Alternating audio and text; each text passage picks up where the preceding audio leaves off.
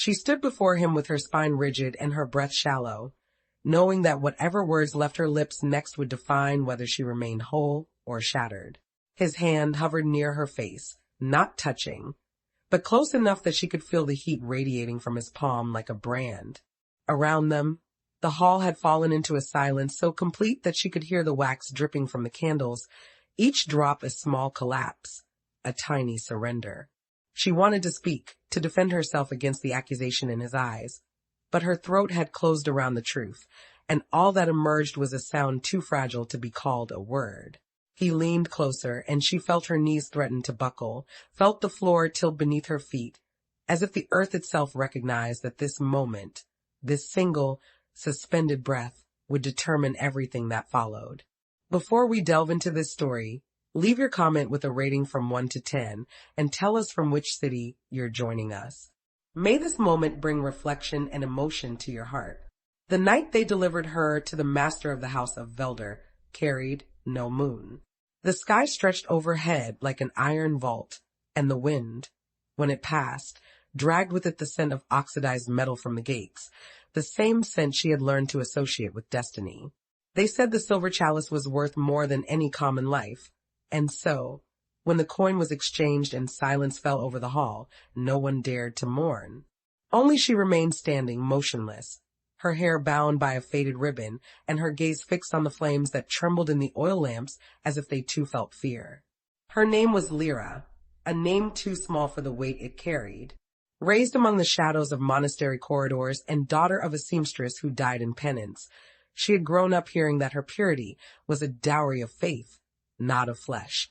At 18, when the count sent messengers to the village requesting a human offering in exchange for the chalice that would bring prestige and power, it was her name they whispered in kitchens, at windows, and in prayers murmured at dusk. They chose her not for beauty, but for silence. It was the kind of silence that made others hear what they did not wish to hear. The castle of Velder rose like an epitaph of stone, with towers that seemed to watch whoever approached. When Lyra crossed its gates for the first time, she felt the ground breathe beneath her feet, as if the place possessed its own memory. The main hall was vast and cold, covered in ancient tapestries depicting scenes of hunts and forgotten coronations. At the center stood an oak table, and upon it, the chalice. The silver no longer gleamed. It was stained with a gray almost organic, as if it absorbed light rather than reflected it. He appeared when the bells struck the 9th toll. There was no announcement, no footsteps, only the sudden shift in atmosphere. The servants bowed, and the air itself seemed to yield to his presence. They called him Lord of Sangrel, though no one spoke the name the world had given him. His pale skin did not reflect light. It seemed to consume it, and his eyes, a metallic gray, looked as if they deciphered souls rather than faces. He wore black, always black, and his movements carried the precision of someone who had never needed to hurry because time itself waited for him. Lyra kept her gaze lowered, as she had been taught, but she felt him watching her with an intensity that made her skin prickle, made her aware of every shallow breath, every slight tremor in her hands. The overseer who had brought her from the village stepped forward, bowed deeply, and spoke in a voice that quavered despite his effort to sound formal. "My lord, we present the offering as requested. Lyra of the Ash Village, untouched and raised in devotion. She is yours, as promised, in exchange for the sacred vessel." The Lord said nothing. He circled her slowly, and she could feel his presence like a physical thing, a pressure against her back, her side, her front. When he stopped before her, she dared to lift her eyes just enough to see his hand extend toward her face. She flinched, she could not help it, and his fingers paused in midair. Then, with a gentleness that contradicted everything about him, he tucked a loose strand of hair behind her ear. "Look at me," he said. His voice was low, almost soft, but it carried command like iron beneath velvet. Lyra obeyed, raising her eyes to meet his. What she saw there made her breath catch. His gaze held neither cruelty nor kindness. It held curiosity and something darker, something that felt like recognition. "She will do," he said finally, turning to the overseer. "Leave us." The words sent a chill through the hall. The servants scattered like birds before a storm, and the overseer retreated with stumbling steps, casting one last pitying glance at Lyra before disappearing through the great doors. The sound of them closing echoed through the space like a coffin being sealed. Lyra stood alone with him in that vast, cold hall, the firelight casting long shadows that danced across the tapestries. She wanted to speak, to ask what would become of her, but her voice had retreated deep into her chest, coiled tight with fear and something she could not name. "You are afraid," he observed. It was not a question. She swallowed hard, her throat dry as parchment. "Yes, my lord." "Good." He moved to the table, his fingers trailing along its edge as he walked. "Fear keeps you honest. It strips away pretense." He lifted the chalice, turning it in his hands so that it caught the firelight. "Do you know why they gave you to me?" "For the chalice, my lord." "No." He set it down with deliberate care. "They gave you to me because they believe I am a monster. Because they think that what I want from you is something dark and profane." He turned to face her fully, and there was something almost sad in his expression. "And perhaps they are right." Lyra's hands clenched into fists at her sides, her nails digging into her palms. She wanted to run, but there was nowhere to go. The castle was a labyrinth, and beyond its walls lay a wilderness that would swallow her whole. "I will not hurt you," he said, and for a moment she almost believed him. "But I will ask something of you, Lyra of Ash Village. Something that may be harder than pain." "What?" The word escaped before she could stop it. He smiled, but it did not reach his eyes. "Your trust." The days that followed blurred together like watercolors left in rain. Lyra was given a room in the eastern tower, small but warmer than any place she had known. A bed with actual linens, a window that overlooked the forest, and a fireplace that was tended by silent servants who came and went like ghosts. She was not a prisoner, not exactly. She could walk the corridors, explore the gardens, even venture to the library that sprawled across an entire wing of the castle. But everywhere she went, she felt watched. Not by servants or guards, by him. The Lord of Sangreal appeared at odd hours, always unexpected. She would turn a corner and find him standing in the shadows, reading a book in a forgotten alcove, or gazing out a window as if searching for something in the distance. He never startled. It was she who jumped, who pressed a hand to her racing heart while he regarded her with that same unreadable expression. "You wander like a lost spirit," he said one afternoon when she encountered him in the rose garden. The roses bloomed despite the season, their petals black as charcoal and edged with silver frost. "Are you searching for something?" "An exit," she replied before she could think better of it. He did not look offended. Instead, he plucked one of the black roses and offered it to her. "There are many exits in this place, but none that lead where you wish to go." She did not take the rose. "And where do I wish to go, my lord?" "Home." The word hung between them like smoke. "But home is not a place, Lyra. It is a feeling, and feelings can be unmade as easily as they are made." She wanted to argue, to tell him he was wrong, but something in his voice, some note of old pain, silenced her. Instead, she asked, "Why did you bring me here?" He turned the rose in his fingers, watching how the light played across its dark petals. "Because you are rare, not in body but in essence. You see things others miss. You feel things others have learned to ignore." He looked at her then, and his eyes held a weight that made her chest tighten. "I need someone who can do both." "For what purpose?" "To remind me," he said softly, "that I am still capable of being reminded." Before she could ask what he meant, he dropped the rose at her feet and walked away, his footsteps silent on the stone path.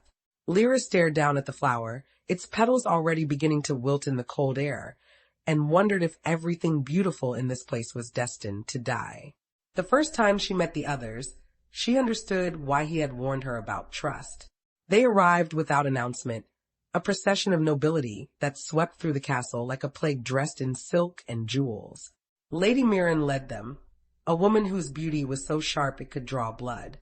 Her hair fell in waves of burnished copper, her gown a deep emerald that clung to her like water, and her smile was the smile of someone who had perfected the art of cruelty without ever raising her voice. "So this is the little offering," she said when her eyes landed on Lyra in the corridor. The words dripped with disdain. "How quaint." "Tell me, child, Did they pluck you from a convent or a stable? Lyra's face burned, but she kept her gaze steady. Neither, my lady. I was raised by the church. Ah, the church. Lady Mirren's laugh was like breaking glass. How fitting. Another lamb for the slaughter.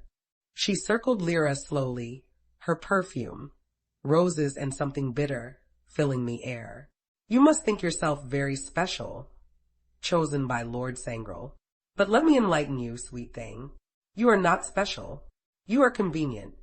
The words struck like physical blows, but Lyra did not flinch. She had endured worse than words in the village, had learned long ago how to let them slide off her skin like water. But Lady Mirren was not finished. He collects broken things, she continued, her voice dropping to a conspiratorial whisper. Saves them, mends them, gives them purpose. And when he tires of them, he discards them as easily as yesterday's bread. You are not the first, little lamb, and you will not be the last. Lyra opened her mouth to respond, but a voice cut through the tension like a blade through silk. That is enough, Mirren. He stood at the end of the corridor, his presence filling the space like a sudden storm. Lady Mirren's smile faltered, just for a moment, before she recovered and turned to face him with practiced grace. My lord, she purred, dipping into a curtsy. I was merely acquainting myself with your new companion. You were being cruel. His voice held no anger, only a cold certainty that made even Lady Mirren pause. Go. Your quarters are prepared. For a heartbeat, something dangerous flashed in her eyes, something that spoke of wounded pride and festering resentment. But she smoothed it away behind her perfect mask and glided past him with her head held high, her entourage following like shadows. When they were gone, silence settled over the corridor like dust. Lyra stood frozen, her hands trembling at her sides, fighting the urge to collapse against the wall. Are you hurt? He asked, approaching her with careful steps. No, she managed, though her voice shook. Only words. Words can leave scars deeper than any blade. He reached out, then stopped, his hand hovering near her shoulder but not quite touching. Do not let her poison you. Mirren speaks from her own wounds, not from truth. Lyra looked up at him, searching his face for answers to questions she did not yet know how to ask. Was she telling the truth? About the others? His expression darkened, but not with anger, with something closer to regret. There have been others, but not in the way she implied. He turned away, gazing out the narrow window at the darkening sky. I have tried to help those who were cast aside by the world. Some found peace here. Others. He trailed off, and the silence spoke volumes. And me. Lyra's voice was barely a whisper. What am I to you? He looked at her then, and for the first time, she saw something raw and unguarded in his eyes. I do not know yet, but I intend to find out. The nights grew colder, and with them came dreams that clung to Lyra's consciousness like cobwebs. She dreamed of corridors that twisted into themselves, of voices calling her name from empty rooms, of hands reaching for her from shadows that breathed and moved with their own will. She woke gasping, her nightgown damp with sweat, her heart pounding against her ribs like a trapped bird. On the fifth night, she could bear it no longer. She rose from her bed, wrapped herself in a thick shawl, and ventured into the castle's depths. The stone floors were cold beneath her bare feet, and the torches burned low, casting more shadow than light. She did not know where she was going, only that she needed to move, needed to escape the suffocating stillness of her room. She found herself in the library without meaning to. The vast space stretched before her like a cathedral of knowledge, shelves reaching toward a ceiling lost in darkness. Books lined every surface, their spines cracked and faded, their pages whispering secrets in the still air. And there, in the center of it all, sat the Lord of Sangrel. He looked up as she entered, no surprise in his eyes, as if he had been expecting her. A single candle burned on the table before him, its flame steady and unwavering. He was reading something old, the pages brittle and yellowed with age. You cannot sleep, he said. Again, not a question. No, my lord. Lyra hesitated at the threshold, unsure whether to advance or retreat. The dreams. They are not dreams. He closed the book gently, marking his place with a silk ribbon. This castle remembers, and sometimes, Those who are sensitive enough can hear its memories. She moved closer despite herself, drawn by the calm in his voice, the steadiness of that single flame. What does it remember? Loss, longing, love that turned to ash. He gestured to the chair across from him. Sit, if you wish. There is no judgment here, not at this hour. Lyra sat, drawing the shawl tighter around her shoulders. The warmth from the candle barely reached her, but his presence, solid and real, provided an anchor in the sea of shadows surrounding them. Why do you stay here? She asked. In a place that remembers so much pain. He was quiet for a long moment, his gaze distant. Because forgetting would be a greater sin.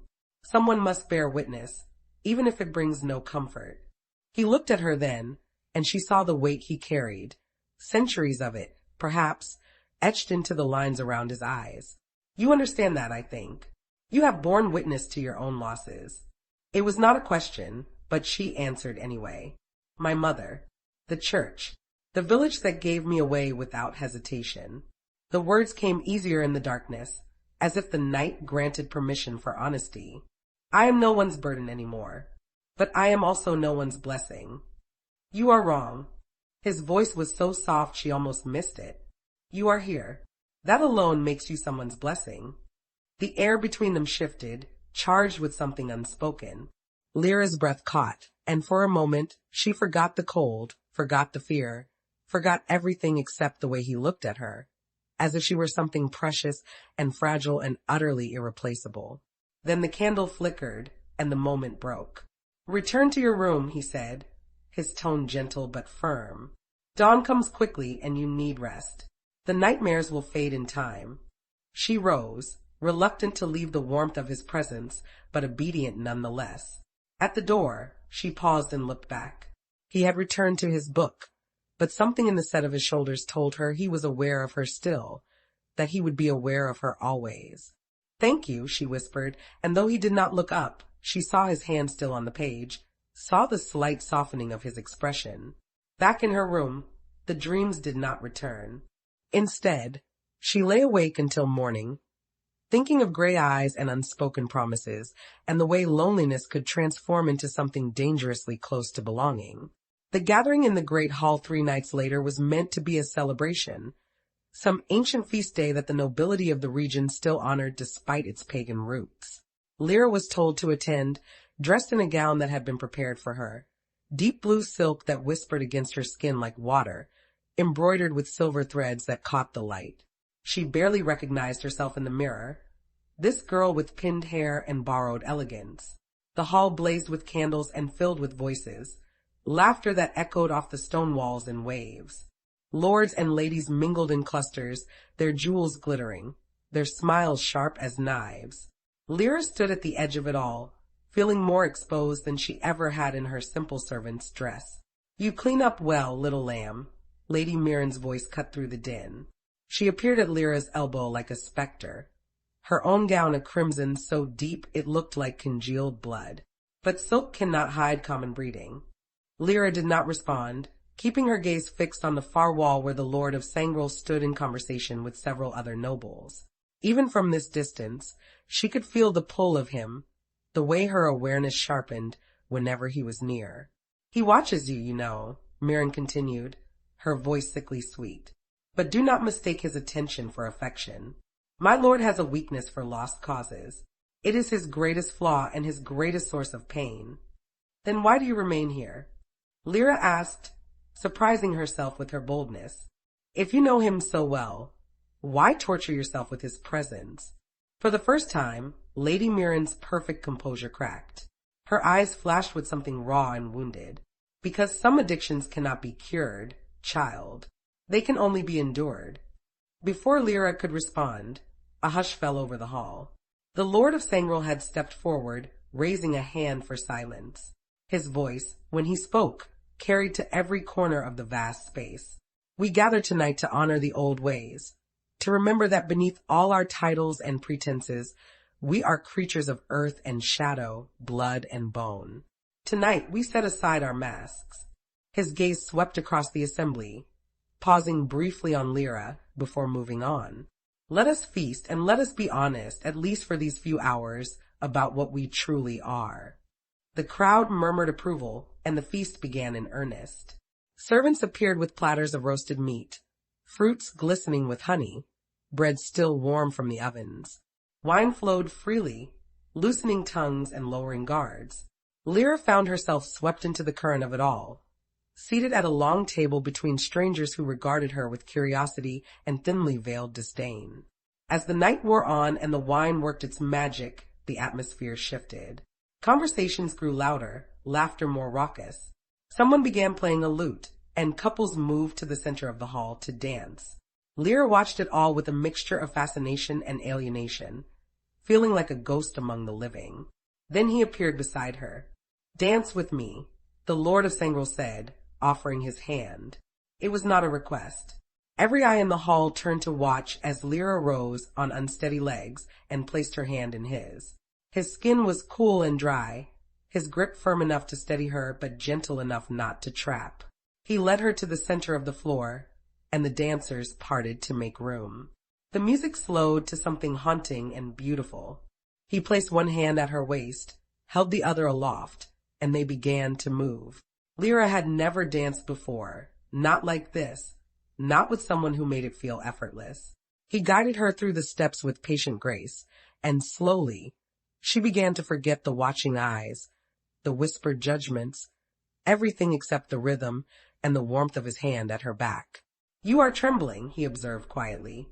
"I am afraid of making a fool of myself." "Impossible." His mouth curved into something that might have been a smile. "You could never be foolish, Lyra. Too much honesty lives in you for that." She looked up at him, and in the candlelight, his face seemed less severe, more human. "Why did you ask me to dance?" "Because they needed to see that you belong here, that you are under my protection." His eyes held hers, and she felt the weight of unspoken meaning in his words. "And because I wanted to." The admission sent warmth flooding through her chest, a dangerous, intoxicating warmth that made her forget all the reasons she should maintain distance. For these few moments, spinning in his arms while the music wove around them like a spell, she let herself imagine that she was not an offering, not a convenience, but something chosen. When the dance ended, he bowed to her with surprising formality, and she curtsied in return. The hall erupted in polite applause, but all Lyra could hear was the thundering of her own heart, the way her body still remembered the shape of his hands, the security of his presence. As she returned to her seat, she caught Lady Mirren's gaze across the room. The woman's expression was murderous, her eyes glittering with a hatred so pure it stole Lyra's breath. In that moment, Lyra understood that she had crossed some invisible line, that by accepting his hand, by dancing with him before the assembled court, she had become something more than an inconvenience. She had become a threat. The retaliation came swiftly and without warning. 3 days after the feast, Lyra woke to find her room ransacked. Her few belongings were scattered and torn, the mattress slashed, even the small bundle of dried lavender she had kept from the village, the only thing that had truly been hers, trampled and ground into the floor. She stood in the doorway, her throat tight with unshed tears, trying to understand who could hate her enough for this. But she knew. She had seen it in Lady Mirren's eyes, in the venomous smiles of her companions, in the way they whispered behind their hands whenever Lyra passed. She did not report it. What good would it do? She was still the outsider, still the offering, still the girl with no power and no voice. Instead, she cleaned what could be cleaned, threw away what could not be saved, and tried to pretend the violation had not cut her as deeply as it had. But he noticed. Of course he noticed. That evening, when she was summoned to his private study, she found him standing by the window, his posture rigid with barely contained anger. He did not turn when she entered, did not speak for a long moment. The silence stretched taut as a bowstring. "Who did this?" His voice was low, dangerous. "I do not know, my lord. Do not lie to me, Lyra." He turned then, and the fury in his eyes made her step back involuntarily. "I can smell the deception on you. Who did this?" She wanted to tell him, wanted to give him the names that would bring swift and terrible justice. But something stopped her, some instinct that warned her the cost of his protection would be higher than she could afford. "It does not matter," she said instead. "It matters to me." "Why?" The question burst from her before she could stop it. Why does any of this matter to you? I am nothing, my lord. An offering you accepted, a bargain fulfilled. What I feel, what I suffer, why should it concern you at all? He crossed the distance between them in 3 strides, and suddenly he was there, so close she could feel the heat radiating from him, could see the silver flecks in his gray eyes. Because, he said, his voice dropping to something almost tender, you have become more than an offering, more than a convenience. You have become... He trailed off, and for the first time since she had met him, he looked uncertain. His hand rose as if to touch her face, then fell back to his side. You have become someone I cannot bear to see hurt, he finished quietly. The admission hung between them like a confession, raw and vulnerable. Lyra's heart hammered against her ribs, and she felt tears, hot and unexpected, burning behind her eyes. Then send me away, she whispered. Because I cannot survive this, my lord. I cannot survive being caught between your world and mine, between what they expect me to be and what you see in me. I am drowning here, and I do not know how to breathe anymore. For a long moment, he simply looked at her, and she watched something shift in his expression. Pain giving way to determination, uncertainty hardening into resolve. No, he said finally, I will not send you away, but I will make certain that no one dares touch what is mine again. The possessiveness in his tone should have frightened her. Instead, it sent a strange thrill through her veins, a sense of being claimed that felt both terrifying and exhilarating. She did not know what it meant, did not understand the full implications. She only knew that in this moment, standing in his study with tears on her cheeks and her heart laid bare, she had never felt more seen. Go, he said gently, though his eyes still burned with that cold fury. Rest. Tomorrow, things will be different. She left without another word, and as she walked back to her ransacked room, she wondered if promises made in anger could ever truly be kept, or if they were just another kind of beautiful lie. The next morning, the castle buzzed with whispers. Lady Mirren and her closest companions had been dismissed, sent back to their estates with terse letters and no explanation. The servants spoke of it in hushed tones, glancing nervously at Lyra when she passed, as if she had suddenly become something dangerous. She should have felt triumphant, or at least relieved. Instead, she felt only a gnawing unease. She had not asked for this, had not wanted to be the cause of anyone's exile. But more than that, she understood that every action taken on her behalf was another chain binding her to this place, to him, to a future she could not see but could feel closing in like a trap made of velvet. She found him in the garden, the same place where he had given her the black rose. He stood among the frost-touched blooms, his coat collar turned up against the wind, looking more like a statue than a man. You sent them away, she said, not quite a question. I did. He did not turn to face her. They will not trouble you again. And what are the others? The ones who whisper behind their hands, who see me as nothing more than your newest pet. Her voice was sharper than she intended, frustration and fear bleeding through. Will you exile everyone who dares to question why I am here? If necessary. The matter-of-fact way he said it chilled her. That is not protection, my lord. That is isolation. She moved closer, needing him to understand. You cannot shield me from the world by removing everyone who might hurt me. That is not living. It is existing in a beautiful cage. Finally, he turned to face her, and the look in his eyes stole her breath. Then what would you have me do, Lyra? Stand by while they tear you apart? Watch them destroy the one thing in this cursed place that makes it bearable. The confession struck her like a physical blow. She stared at him, seeing past the lordly composure to the lonely man beneath, the one who had lived too long in shadows and had forgotten what it felt like to let light in. Teach me, she said, the words emerging before she fully understood them. Teach me how to survive here. Not as your offering, not as something fragile that needs protection, but as...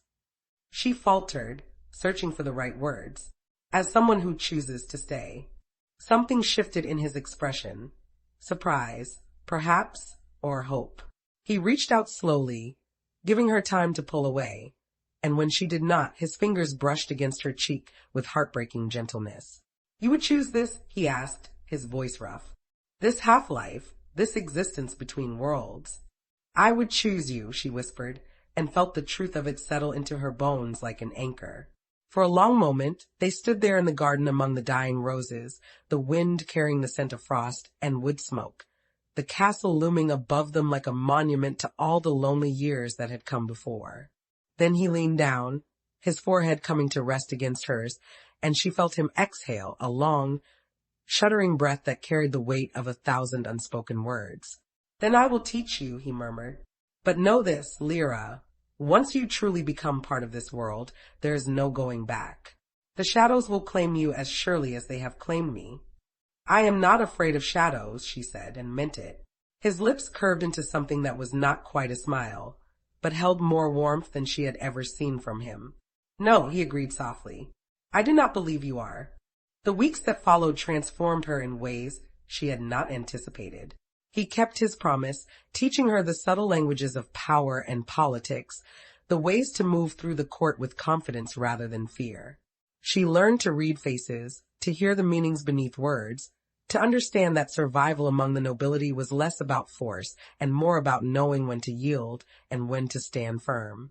But more than that, she learned him.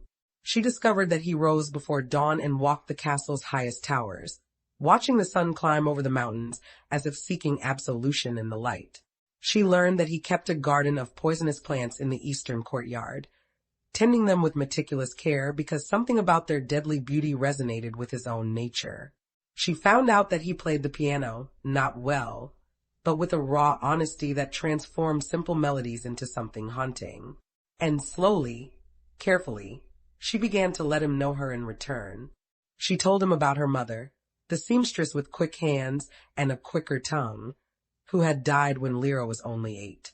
She spoke of the monastery's cold halls, the priests who had been kind but distant, the other children who had mocked her for her mixed blood and her too quiet ways. She confessed the deep loneliness that had defined her life, the sense of being perpetually out of place, of watching the world from behind glass. You are not alone anymore, he told her one evening as they sat in his study, the fire crackling in the hearth between them. Whatever else happens, know that. She wanted to believe him. But doubt was a hard habit to break, and sometimes, in the dark hours before dawn, she wondered if she had simply traded one form of isolation for another, if belonging to someone was the same as belonging somewhere. The answer came on a night when winter finally arrived in earnest, bringing snow that blanketed the castle grounds in silence. She could not sleep, her mind restless with questions that had no answers, so she wandered the corridors until she found herself outside his chambers. The door stood slightly ajar, firelight spilling into the hallway like an invitation. She should have turned away, should have respected his privacy, his solitude. But something drew her forward, concern, perhaps, or loneliness, or the simple need to know that he was real, that this fragile connection between them was not just another dream. She pushed the door open quietly and found him standing by the window, bare-chested and vulnerable in a way she had never seen. Scars traced across his back like a map of old pain, some thin as thread, others thick and raised, evidence of violence endured and somehow survived. He turned at the sound of her gasp, and for a moment she saw fear flicker across his face.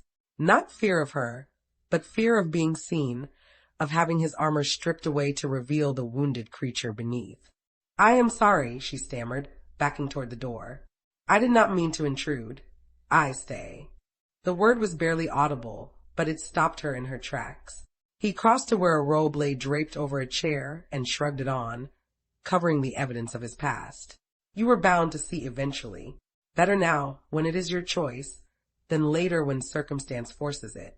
She closed the door behind her, moving into the room with careful steps. Who hurt you? Many people. Over many years. He returned to the window, his reflection ghostly in the dark glass. I was not always what I am now. There was a time when I was weak, when power belonged to others, and I was merely... He trailed off, then laughed, a sound without humor. An offering, much like you. The revelation struck her like lightning, illuminating everything in a harsh new light. That is why you brought me here, she whispered. Not to save me, but to save yourself from the memory of what you once were. Perhaps. He turned to face her, and his eyes held an honesty that made her chest ache. Or perhaps I saw in you what I had lost, the courage to remain soft in a world that demands hardness, the refusal to let cruelty make you cruel in return.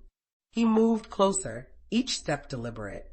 You terrify me, Lyra, because you make me want to be better than I am, and I do not know if I still have that capacity left. She reached out, her fingers finding his through the space between them.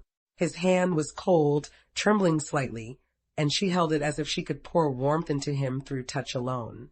Then we will find out together, she said, because I am terrified too. Terrified of wanting this, of needing you, of discovering that I am not strong enough to bear the weight of what you are asking me to carry.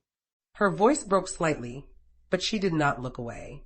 But I would rather be terrified with you than safe and alone. For a long moment they stood there in the firelight, hands clasped, two broken things trying to understand if they could become something whole. Then he pulled her closer, not with force, but with a gentleness that undid her completely, and wrapped his arms around her as if she were the anchor keeping him from drifting into darkness. She felt his heart beating against her cheek, steady and real, and understood that this simple act of holding and being held was more intimate than any words they had spoken. They remained that way until the fire burned low and the first light of dawn touched the window, neither willing to break the spell, neither ready to face what morning might demand. When she finally left his chambers, the castle was beginning to stir. Servants moved through corridors, and somewhere distant, bells rang to mark the hour. But Lyra walked through it all as if moving through water, her body still remembering the warmth of his embrace, her heart carrying the weight of his confession like a sacred trust. She did not know what they were becoming to each other, only that there was no turning back now, no pretending that she could remain untouched by whatever this was that grew between them like something alive and necessary. Spring arrived late that year, but when it came, it transformed the castle grounds into something almost magical. The black roses gave way to blooms of silver and white, and the frost melted into streams that sang through the gardens. Lyra spent her days walking among the flowers, learning their names and properties from the elderly gardener who tended them with reverent care. She was examining a cluster of moonflowers one afternoon when she heard voices approaching, feminine and sharp with barely concealed malice. She recognized them before she saw them, 3 young noblewomen who had arrived the week prior, daughters of some distant lord seeking alliance with the House of Velder. "There she is," one of them said, loud enough to ensure Lyra heard. "The village girl playing at lady." "I heard she seduced him with witchcraft," another added. "How else could someone so common capture his attention?" "No mystery there," the third one laughed. "Men of power often amuse themselves with peasants. It means nothing." Lyra kept her hands steady on the flowers she was studying, refusing to give them the satisfaction of seeing her flinch. She had learned this much from him, that silence could be a shield, that stillness could communicate strength more effectively than any retort. "Do you not hear us speaking to you?" The first girl stepped closer, her voice dripping with false sweetness. "Or have you forgotten your place so completely that you believe yourself our equal?" Lyra straightened slowly, turning to face them with the composure she had practiced until it became second nature. "I hear you perfectly," she said, her voice level and cool. "I simply see no reason to engage with those who mistake cruelty for cleverness." The girl's face flushed with anger. "How dare you? Is there a problem here?" His voice cut through the tension like a blade through silk. The 3 noble women spun around, their expressions shifting instantly from malicious to demure. The Lord of Sangral stood at the garden's entrance, his presence filling the space with an authority that needed no volume. "My lord," the first girl stammered, dropping into a curtsy. "We were merely making conversation with your guest." "Conversation." He repeated the word as if tasting something bitter. "Is that what you call surrounding someone 3 to 1 and hurling insults?" "We meant no harm, my lord. We were only leaving." His tone allowed no argument. "You will pack your belongings and depart before sunset. Your father will receive word of your conduct, and I trust he will address it appropriately." The girls paled, exchanging panicked glances.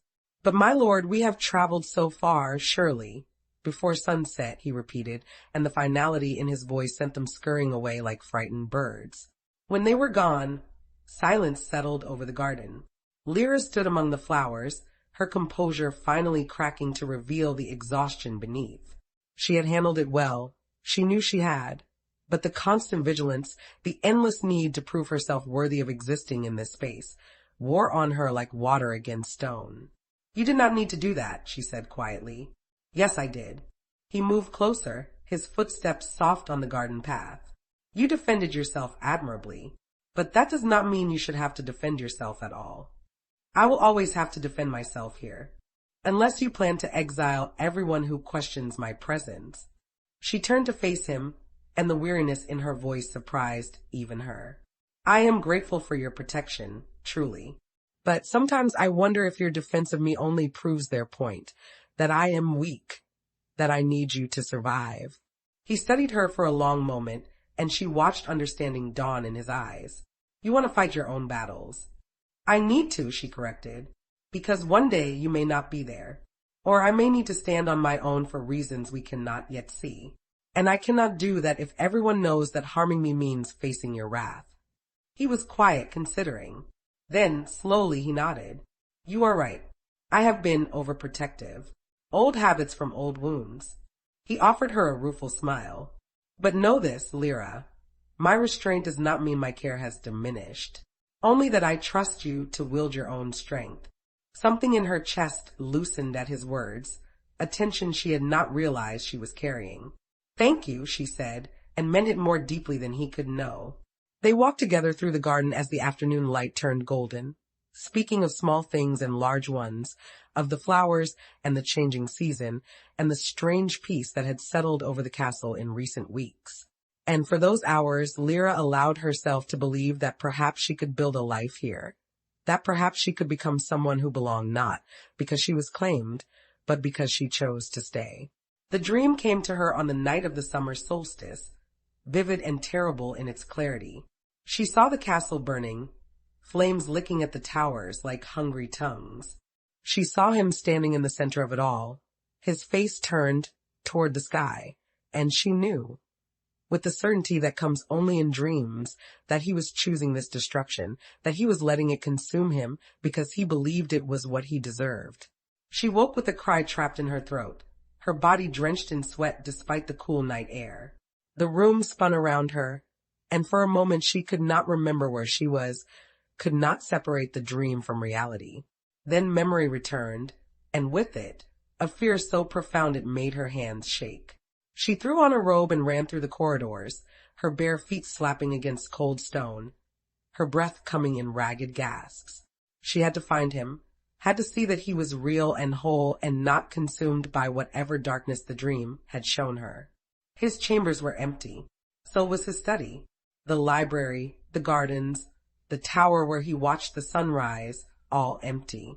Panic clawed at her chest, and she fought against the irrational certainty that the dream had been prophecy, that she was already too late.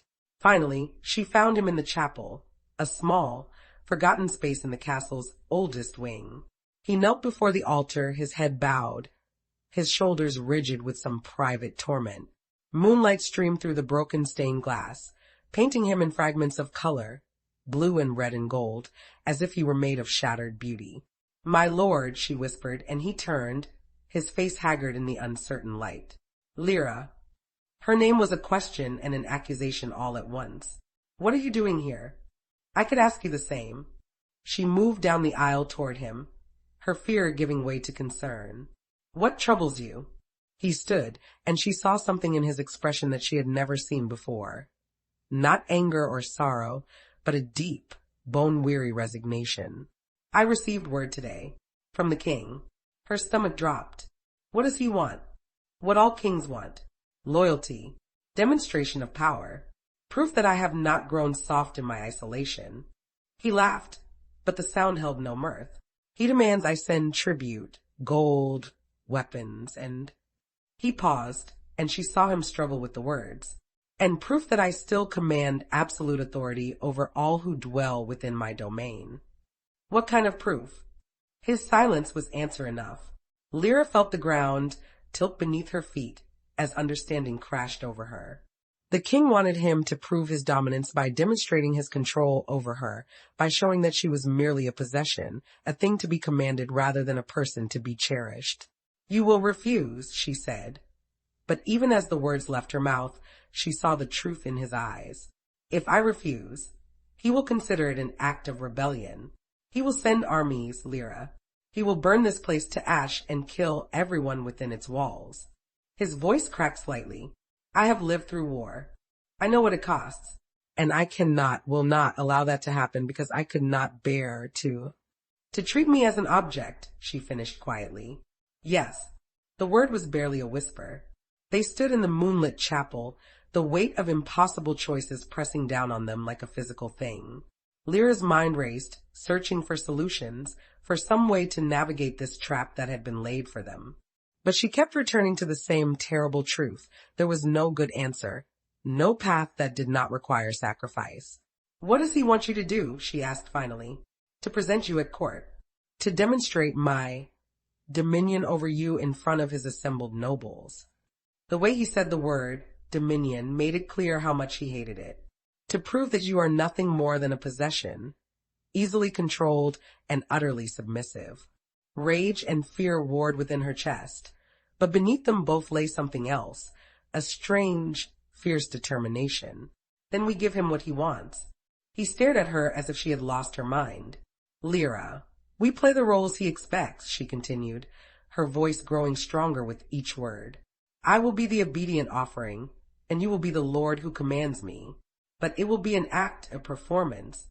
We will know the truth, even if they do not. You do not understand what you are saying. What he will expect, what I would have to." He turned away, his hands clenching into fists. "I would rather burn this castle myself than humiliate you in such a way."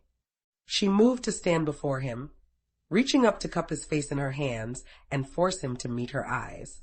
"Listen to me. You have given me strength, taught me how to survive in this world. Now, let me use that strength to protect what we have built." Her voice softened. "It is only humiliation, if I believe it to be real. And I know, we both know, that what exists between us is far deeper than any performance could touch."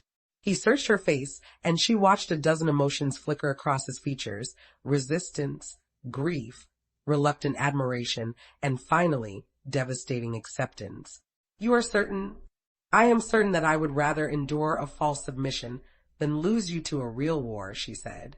"I am certain that our truth matters more than their perception. And I am certain that when this is over, we will still be who we are to each other." He pulled her into his arms then, holding her so tightly she could barely breathe, his face buried in her hair.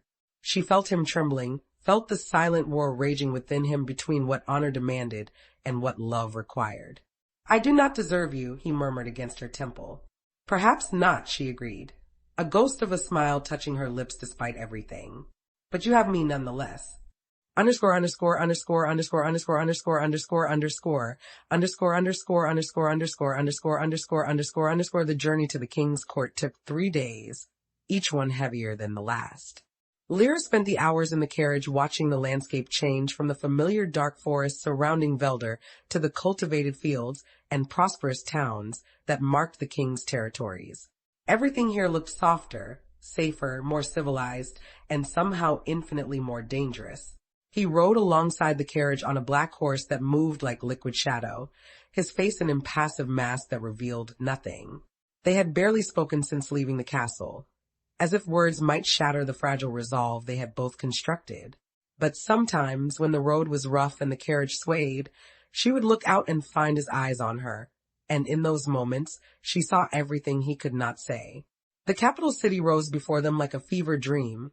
White towers and golden domes, streets paved with stone so smooth it looked like glass, banners snapping in the wind from every rampart. It was beautiful in the way a jeweled dagger was beautiful, ornamental and deadly in equal measure. The palace itself took her breath away.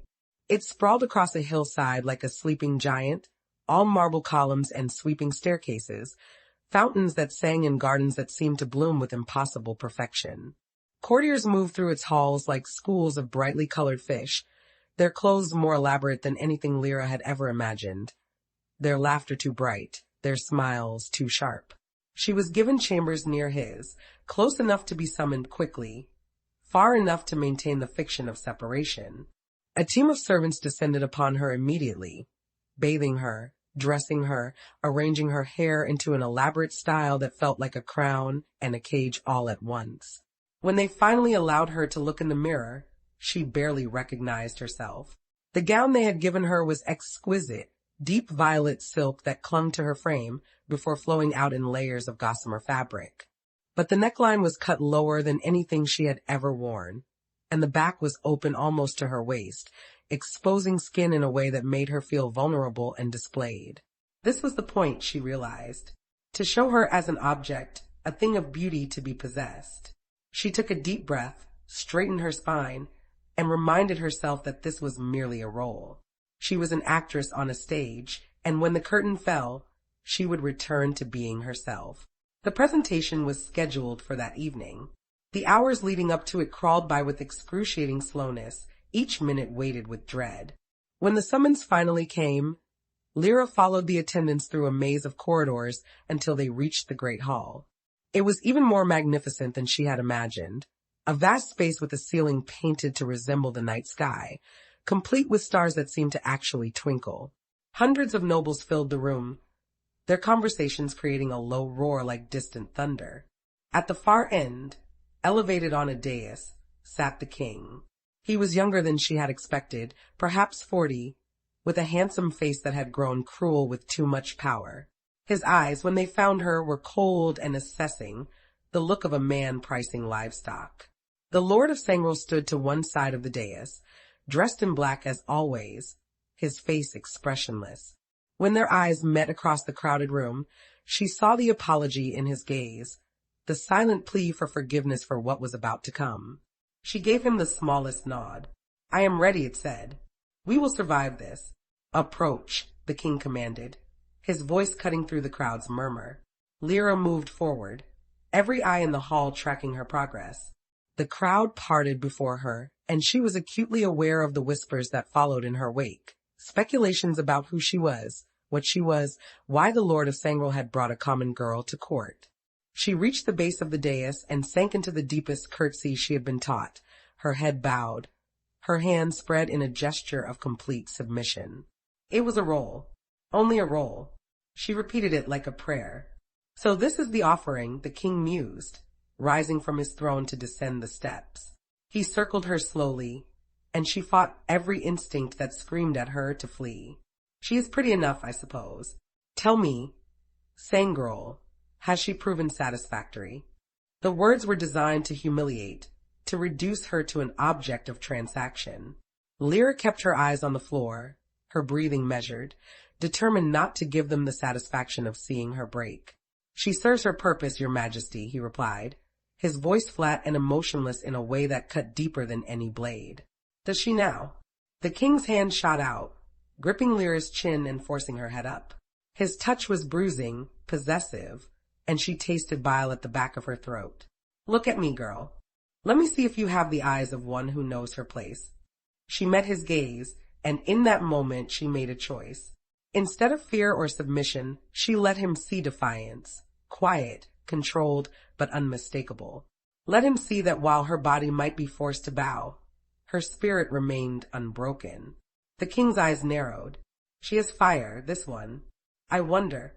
He released her chin and turned to the Lord of Sangral. "Can you truly command her? Or has sentiment made you weak?" This was it, the moment they had prepared for, the moment that would determine everything. "Shall I demonstrate, your majesty?" His voice was ice and iron. "Please do.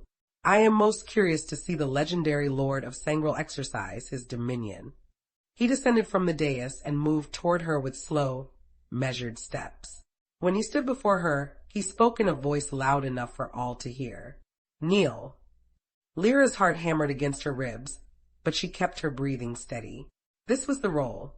This was survival. She sank to her knees on the cold marble floor, her head bowed, her hands folded in her lap. "Remove your necklace and offer it to me."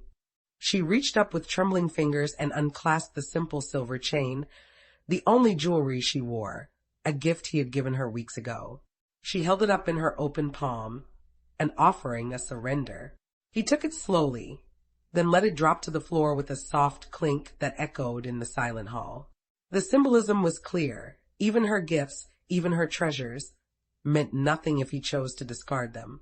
Lyra felt something crack inside her chest, even knowing it was an act, even understanding the necessity.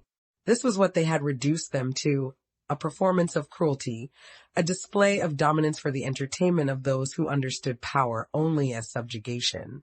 Now, the king said, his voice thick with satisfaction, tell her to crawl to your feet and beg for the privilege of serving you. This was the line they had not discussed. This was the humiliation they had not prepared for. Lyra felt panic rising in her throat, felt the hot sting of tears threatening to fall. She did not know if she could do this, did not know if the performance would survive such degradation. But then she felt it, the slightest pressure against her mind, like a whisper that was not quite sound. His voice, speaking words only she could hear, words that carried power and pain in equal measure. Forgive me. Forgive me. I will spend the rest of my existence making this right. And she understood. He was asking not for her obedience, but for her trust. Asking her to believe that this moment, this terrible, soul-crushing moment, would not define them, would not destroy what they had built in the quiet spaces between cruelty and care. She looked up at him, meeting his eyes for just a heartbeat, and let him see her answer. I trust you. Even now, even in this, I trust you. Then she did what the king demanded. She moved forward on her hands and knees, slowly, deliberately, until she reached his feet. And there, with the entire court watching, with nobles who would carry the story to every corner of the kingdom, she spoke the words they wanted to hear.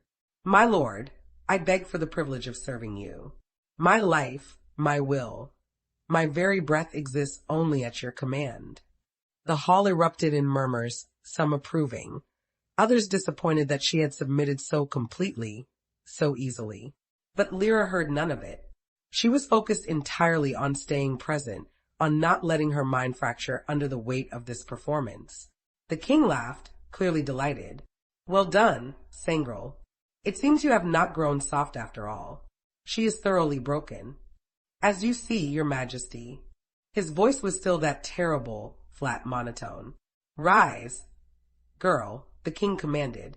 Lyra stood on shaking legs, keeping her eyes downcast, playing the role to its bitter end.